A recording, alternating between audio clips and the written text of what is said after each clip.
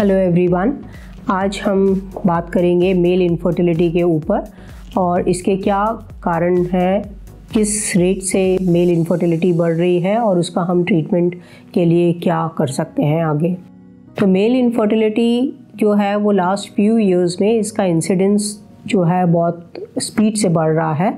और जब male infertility वाले पेशेंट्स जब आते हैं तो उनकी यूजुअली जो प्रॉब्लम्स दो तरह की होती है, या तो सेक्सुअल डिसफंक्शन जिसमें इरेक्शन या इजैकुलेशन की प्रॉब्लम वो फेस करते हैं, और जब उनको बोला जाता है कि this is the fertile period and they have to try during this fertile period, so they are unable to perform.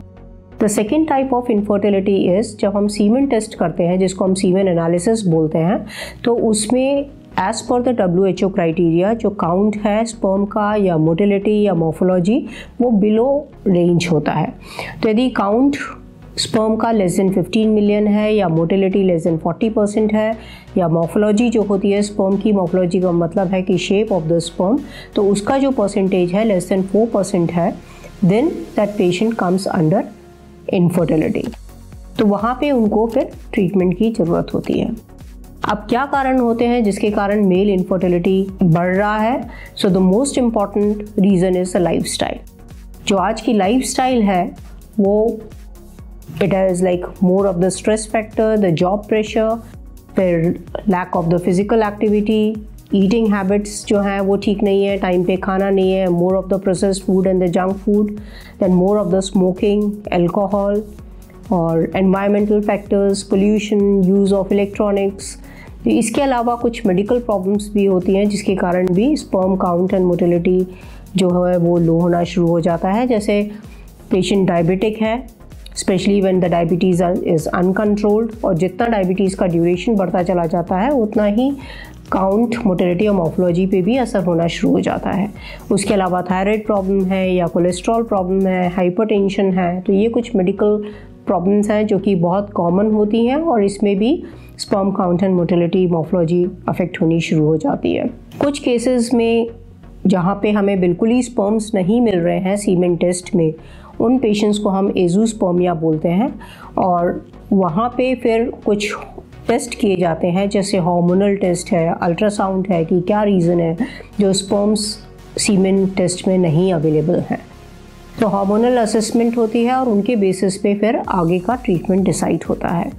Treatment में if we get the sperms in the semen sample based on the count and the motility और the morphology of the sperm, उसके basis पे भी decide the treatment कि IUI करना है, IUI से कोई फ़ायदा होगा या नहीं होगा, या सीधा पेशेंट को ICSI के लिए आगे लेना है। जब स्पर्म्स बिल्कुल ही नहीं है सीमेन सैंपल में, तो वहाँ पे फिर based on the hormone test report, other blood test report and the ultrasound picture, the size of the testes, presence of varicocele, hydrocele, etc.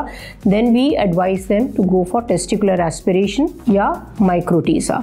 Now testicular aspiration जो होता है वो बहुत ही एक सिंपल प्रोसीजर होता है जो डे केयर बेसिस पे किया जाता है, और जैसे हम नीडल डाल के ब्लड टेस्ट लेते हैं वैसे ही नीडल टेस्टीज में इंसर्ट करके और टेस्टिकुलर टिश्यू एस्पिरेट किया जाता है, और साइमल्टेनियसली उसको माइक्रोस्कोप के अंडर चेक करते हैं कि वहाँ पे स्पर्म्स हैं कि नहीं हैं, अंदर स्पर्म्स जनरेट हो रहे हैं कि नहीं हो रहे हैं। So this is done in the IVF lab and the embryologist is there to check for the sperms, and if we get the sperms in the testicular sample, so then the sample is frozen, it is not wasted, so that the same sample can be used for ICSI procedure.